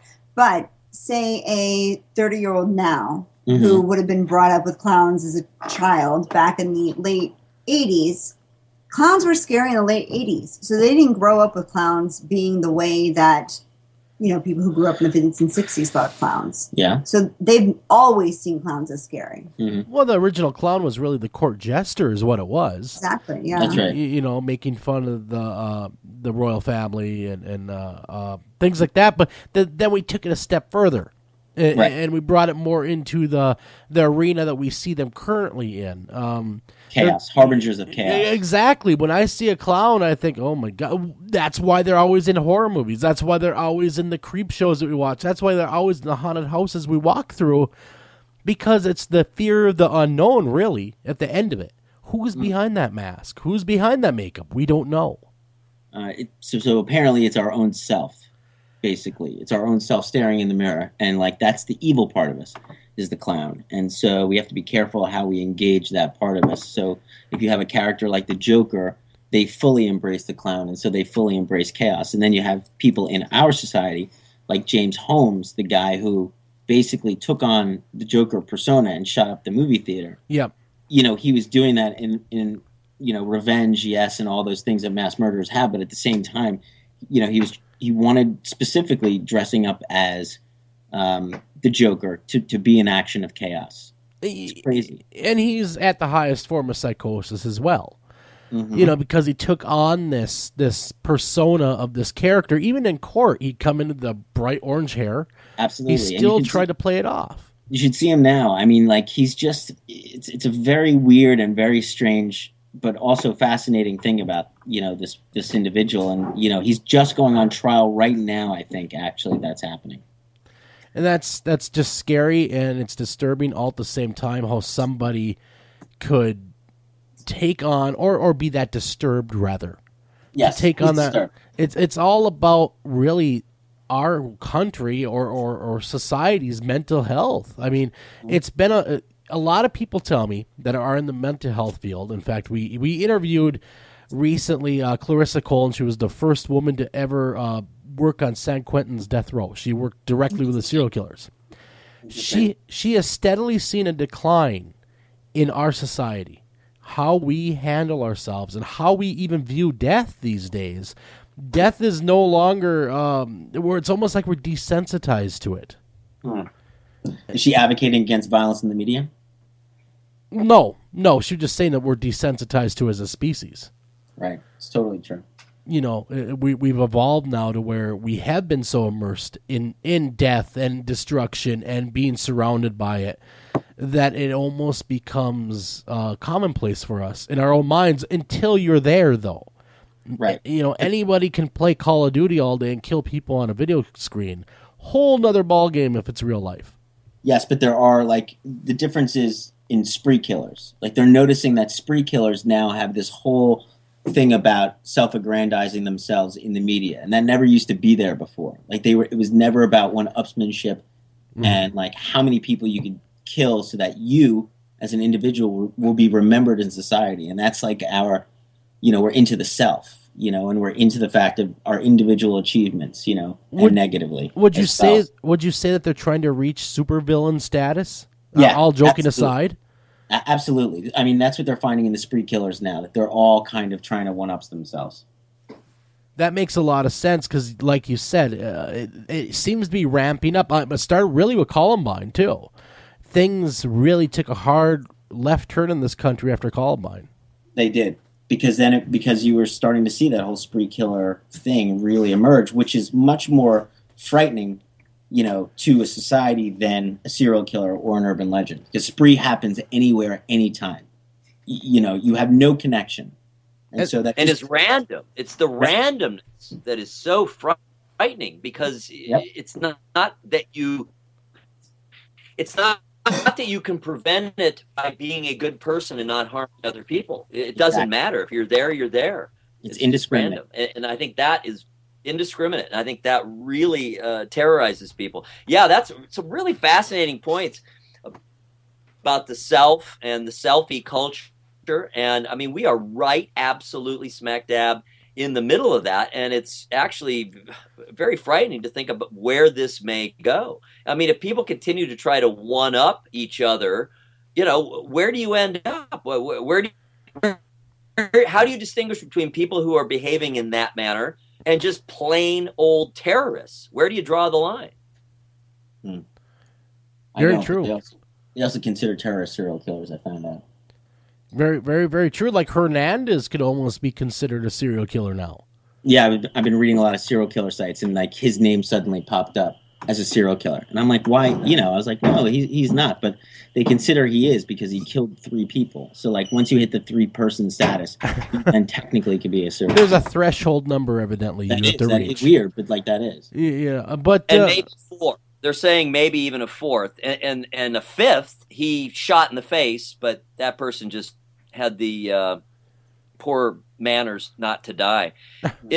I'm concerned about how do we place that self, that ego, that damaged ego, that vicious ego. How do we deal with that person? How do we spot that person?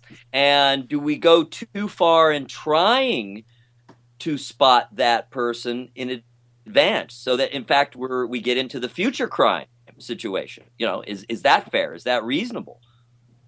I mean, I've been doing a lot of research on that right now, and you know, I think we're still far enough away that, you know, really we don't have to be immediately concerned about that. But you know, it's going there. Like, we're looking at frontal lobe scans. You know, we're looking at factors. You know, it's a very complicated mix of both like physical and emotional science. But are we ever going to be able to predict to that level? I don't know. Maybe. Now, maybe one day we can spot who's going to be the serial killer and who's not, who's more prone to it, almost like the way we spot cancer. That would be good, you know? Right? Well, that would be great because then we know who to guard against. But one thing we got to do is we got to hit a break. No one go anywhere. We're going to be right back. Be right back with more Joshua Zeman, more Rachel Mills, more Killer Legends right after this. Don't go anywhere, everybody. It gets better.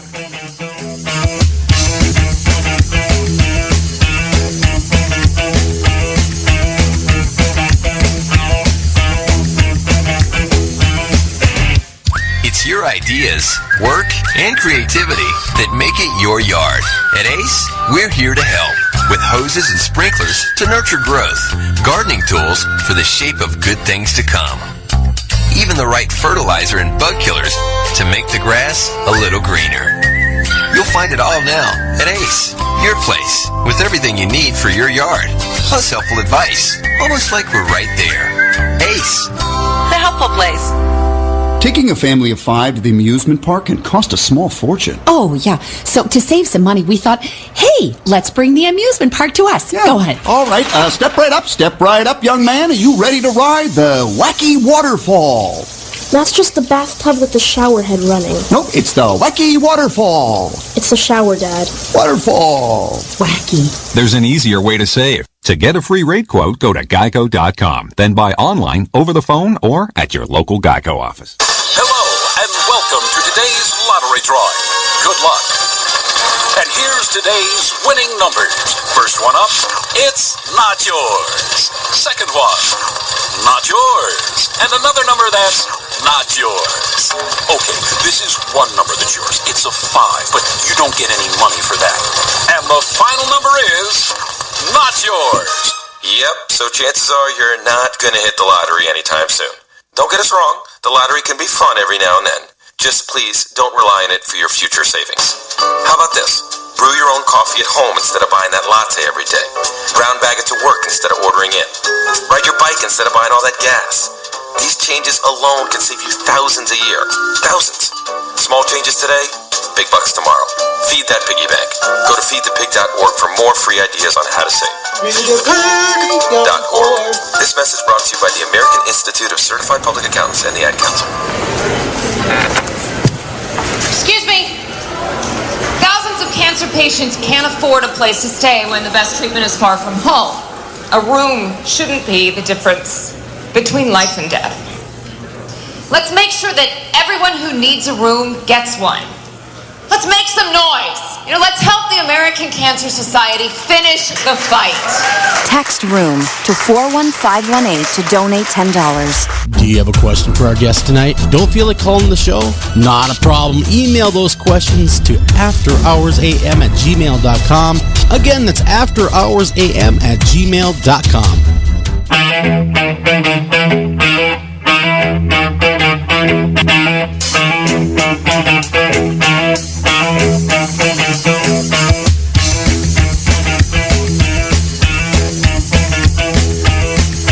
And welcome back to After Hours AM, everybody. We are talking all things urban legend tonight. We have Joshua Zeman, Rachel Mills, two of the writers, directors, and, filmmakers of Killer Legends. Everybody, after the show, go check it out on Netflix. But I got to ask you guys, we talked a whole lot about serial killers this last segment. Are you guys working on anything on this front, by the way? Serial killers and how they spin their own legends.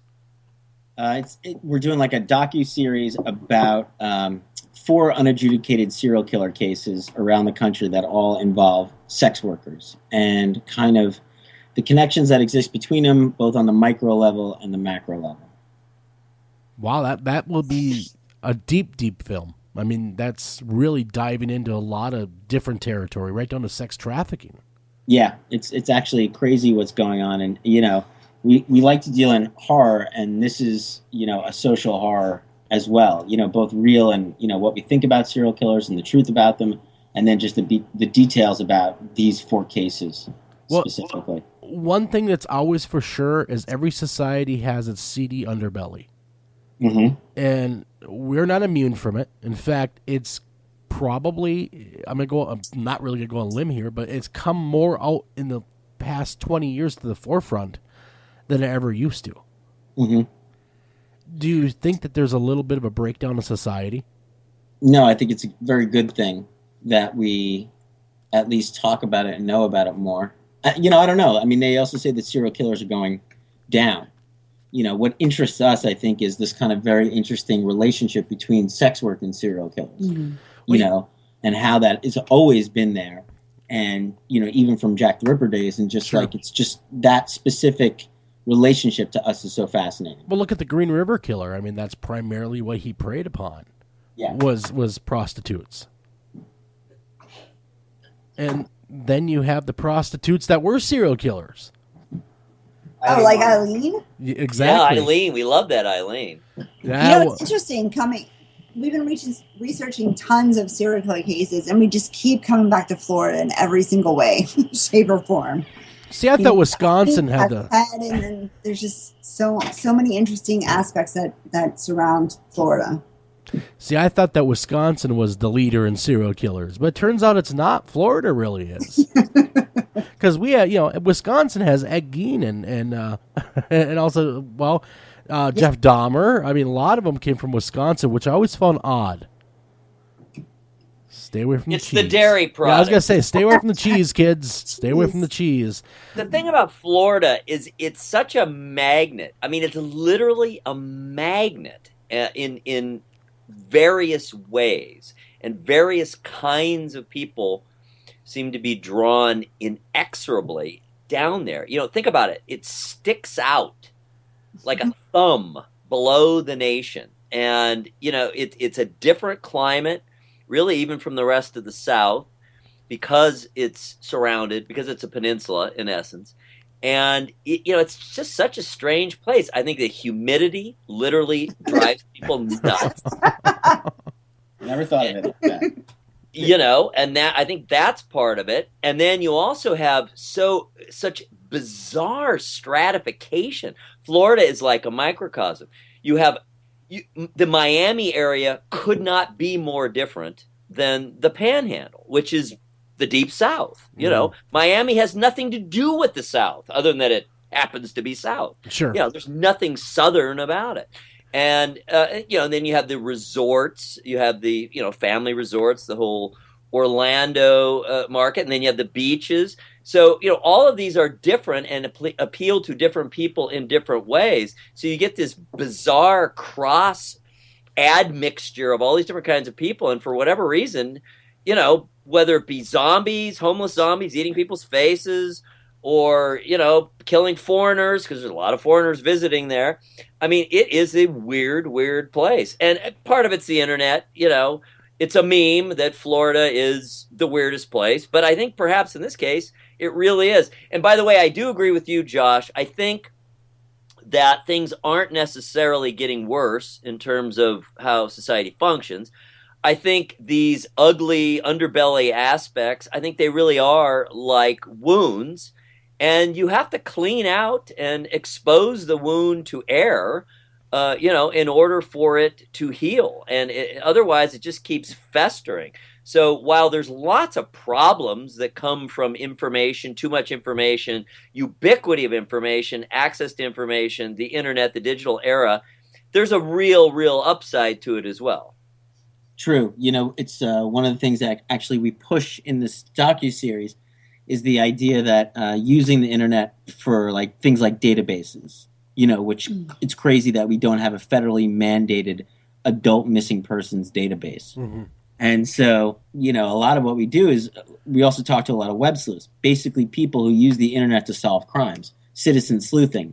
And it's very interesting to see the power that these people have in being able to find out information and very close to, if not doing it, solving a crime.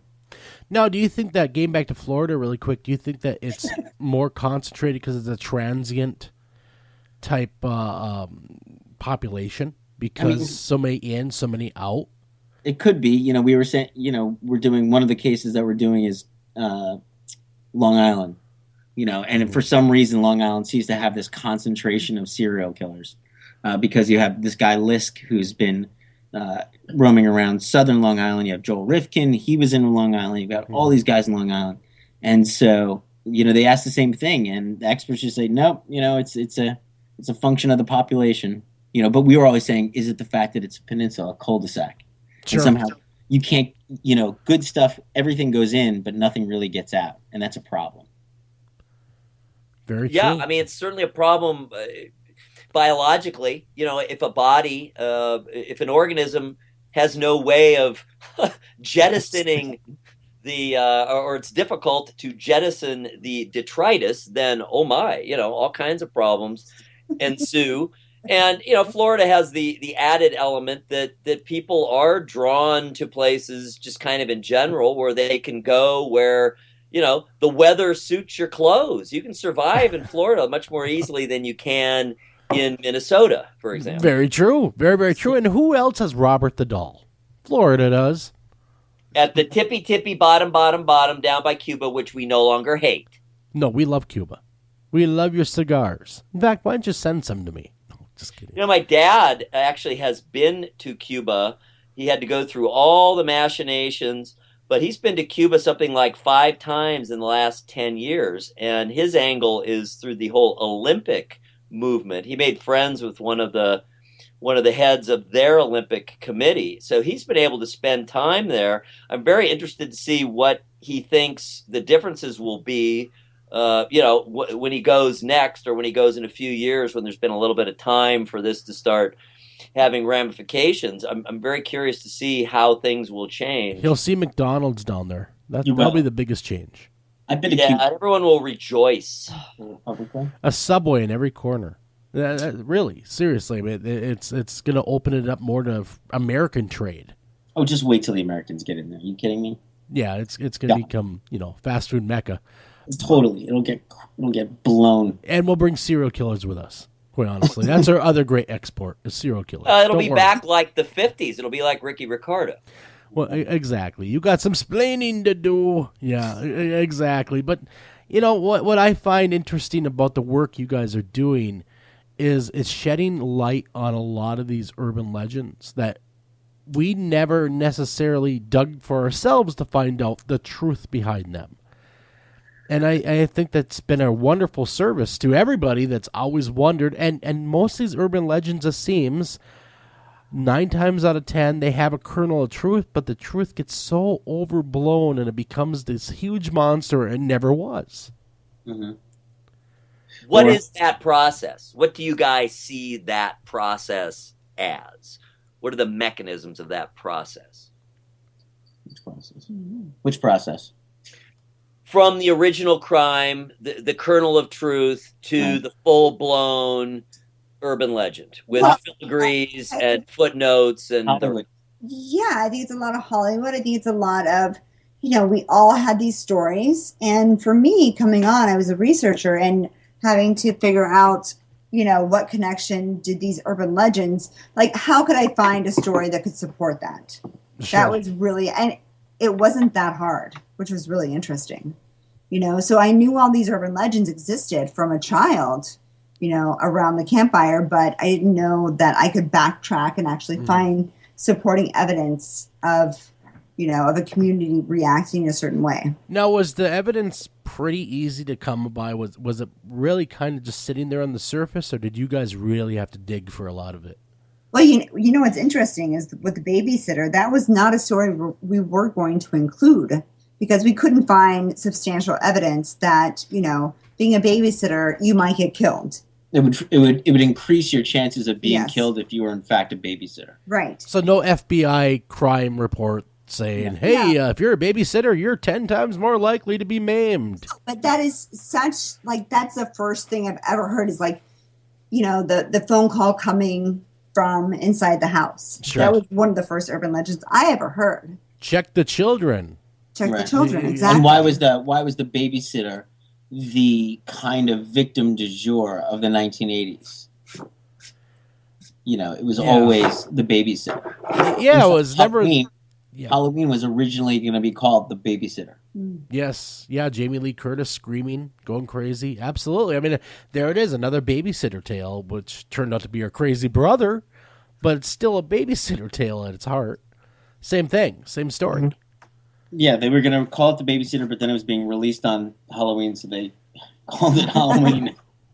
Well, I guess there's a little bit of truth in marketing right there. That's if you're going to release a film on Halloween, you better call it Halloween. Be a good idea. But that was before movies were released on Halloween as like they are now. Sure. And now we have the Saw culture. That's right. But can you believe that there was a time when Halloween when they did not release horror movies? What? Yeah. Doesn't make sense to me. Yeah, that doesn't make any sense to me either because, quite honestly, it's tailor-made for horror movies. I mean, come on. It's the one night a year where we could actually openly show maimed body parts to our lawn and get away with it. Exactly. Well, what changed that, I think, anyway, is the rise of the horror attraction, the haunted attraction. Oh, interesting. I think the fact you could physically go to these places and see, in essence, horror movies being acted out, it finally, dawned on someone, hey, maybe we should be releasing these movies around this time of year, too. So capitalism, as you're saying, drove I don't know the release of horror movies. I don't know, but I will tell you a capitalism story. Last year I was hanging out, it was coming around Halloween, and somebody said, hey, are you part of this haunted house? I'm like, what are you talking about? And they're like, yeah, Cropsey is being done as a haunted house room in this New York haunted house experience, and I was like, that's the craziest thing. They've taken this urban legend that was from our youth, sure. And because we made it into a movie, then they kind of now are putting it in a haunted house. And so that's the evolution of how an urban legend goes from the small community to the modern day culture. Well, it's just funny the urban legends are out there. Well, as a kid, you weren't supposed to drink Coca-Cola and eat Pop Rocks. You'd die. Seriously, everyone was afraid of that. Even our mothers. Move your ass up. Yeah, even our mothers would tell us, don't you be eating those Pop Rocks and drinking that Coca-Cola together. You'll die. Yeah, but that's true. Well, only if you jump up and down a lot. Well, yeah, you gotta get agitated. Then maybe you can die. Can you? Is it an urban legend about feeding Alka-Seltzer to seagulls? That is not an urban legend. That's a truth. That's a real deal. Wow. I'm not saying I have done it.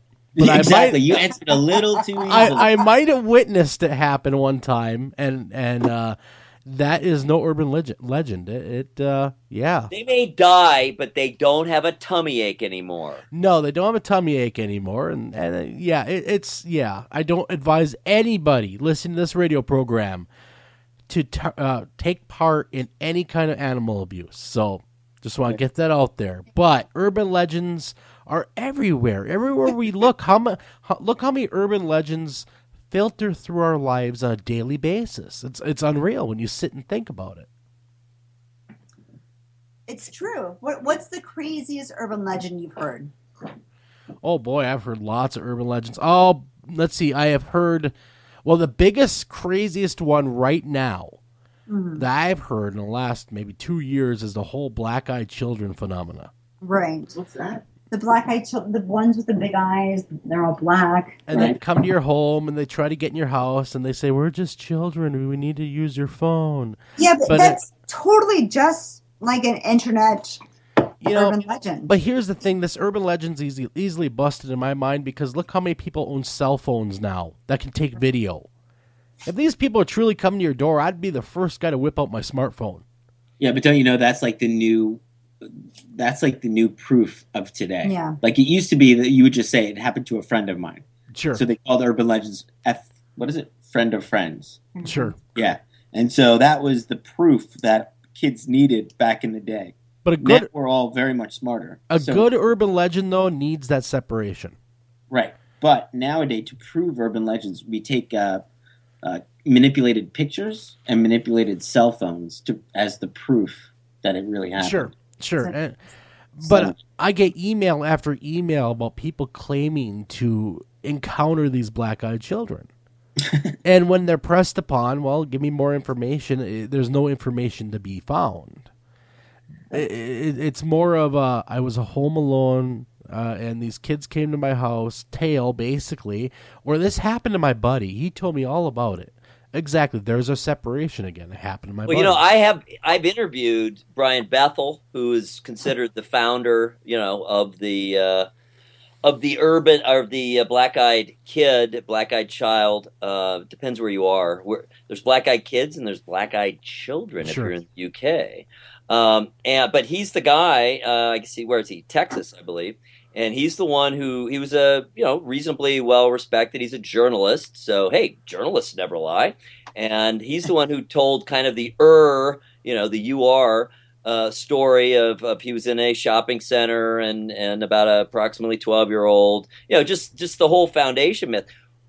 Amazingly enough, though, so I did talk to the actual guy. And he's still telling the same story. I guess this was in the 90s that this happened. Okay. To him, and he's still telling the same tale, and he doesn't know what it is and doesn't know why it happened. But boy, when you talk to him, you still feel that dread. But you want to talk about zeitgeist. Here you guys just brought up, Joel just brought up the Black Eyed Kids. Literally, as we were going on the air for this show, I got a instant message via Facebook from a woman who was saying, right now, I am reading on one of my Facebook groups, a guy is telling us all that he, in fact, let the black-eyed kid in. See, that's always the barrier. No one has ever let him in. What happened? Did it go any further? Well, he used the bathroom and left. Oh, well, that was kind of anticlimactic right there. I was hoping there was a battle to the death. Something. Kill that legend. Yeah, he came in. Yeah, his eyes were black. I don't know. He used the can. He left. But he peed and left. He left some evidence behind. But I wish he'd learned how to flush. Yes, but that's right. I'm diving down those pipes. I'm going to prove this story. But we used to call the urban legends old wives' tales. Old wives' tales evolved into urban legends. They've always been out there. Interesting that you have, because you guys were talking about this earlier, about that female connection. Because a lot of this is to keep those uppity women in place. Let's face it. Barefoot pregnant in the kitchen making pie. Absolutely. So think about that. What is now an urban legend used to be an old wives' tale. And what they call it, old wives' tale? Because, man, no one listens to old women. Wow. You can go ahead and send all your hate mail to Eric. Exactly. No, we're talking about culturally. We're not talking about me. No. It was the fact that they believed the old women. Somehow the old women knew something more. That's because a lot of times... What I think it is, I think it's both. I think it's a dichotomy. I think it's wisdom of age, but it's also, oh, God, old women. Look, they're not really... They don't do what they used to do, so they're not as useful. So where did we're looking down at them. But another way to look at it, Eric, is where did we draw a lot of our wisdom from, our elders? Absolutely. That's why I'm saying that's a great point. I think you're right, too. I think it's a combination of things. It's the fishwife. It's such a denigrating thing. A statement, but you're right. Wisdom does come with age, but typically, let's face it. When you think about the wisdom of age, it's usually attached to men, and I'm talking about over the ages. I'm not talking about necessarily right now at the moment, but over time, that we have certainly been the world. Let's face it, with a few exceptions, has been a very patriarchal. This interview is over. I'm taking my womanhood and going Microphone home. dropped. She's walking away. She's done for the night. Thank you, Eric. No, but getting back to what you guys are working on. Oh, no, she took her ball, too. The serial killer aspect of it. We can pay Rachel less. Hey. The glass ceiling. Oh, jeez. The serial killer end of it, though, what you guys are going to be working on, because we're coming to the end of the show. Are you guys actually going to go down to Florida and try to corner one of these serial killers? Try to find one, pick its brain. See how it works, that whole thing. Well, I have a feeling it's not going to happen in Florida, but we definitely are going to talk to serial killers who have been convicted, who are in prison, to get kind of a better idea of what we're working with. I hope so. Yeah. You almost have to go into the water, as it were, with the shark to really figure out how the shark works. So that's very Manhunter of you. Well, it's Hannibal. I was just going to say, how Hannibal can you get? Well, exactly. You guys got to go there. You got to talk to a couple serial killers or several. Really find out how their inner workings of their brains work, which is a scary place. I myself would not want to meander through the brain of a serial killer. We'll have to figure out about that. I agree with you, but somebody has to do it. Well, absolutely. Better you than me, I guess, is what I'm saying. Hey, guys, as a favor to me, who thinks fondly of you both, gird your loins. Gird your loins. They made us order. Oh my God. Fava beans and the network made us get bulletproof vests. Crazy. I believe it. Just had our physicals today. Yeah, we had our physicals for insurance and bulletproof vests. Well, it gives us a second waiver. Well, it'll be interesting to see what you guys bring out. The finished product. But that reflexive element, though, I mean, that's a really interesting and important point. How much of this does affect you guys? Because remember, it's the law of jet propulsion, right? Anything that happens, there's an equal and opposite reaction. And I don't think it's I don't think it's a human anyway, maybe it's a robot, but you guys are certifiable human beings. I don't know if it's possible to interact with these people and not be affected. Yeah, true. It's like coming in contact plutonium. How do you not have radiation left on you? Well, urban legends were kind of the same thing.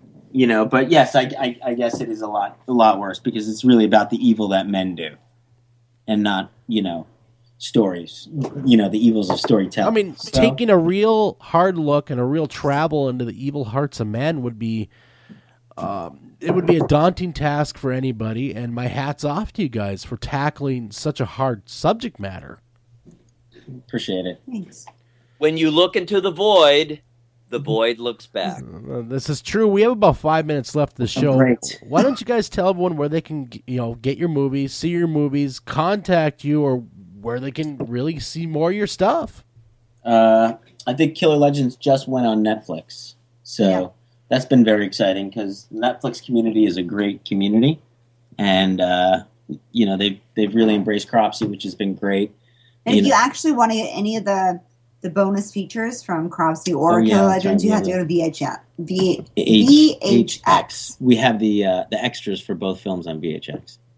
Good to know. So if anyone wants to see the extras, I'm sure there's lots of them. The extras are good, actually, because the extras, for me, were like all the things that the audiences of 5 years ago weren't really ready for in terms of break the fourth wall type of stuff. Sure.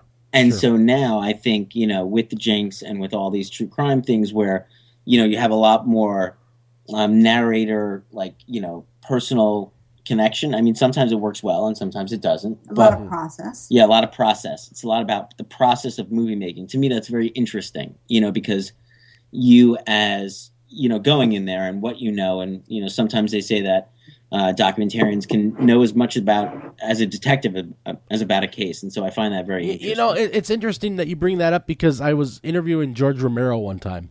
And he said, when I make a movie, I don't think of my movie as a movie. I think of it as a gun in your face. What are you going to do next with this gun in your face? Really is how he brought it forth. He wants his movies to be that constant, ever-present, what are you going to do moment.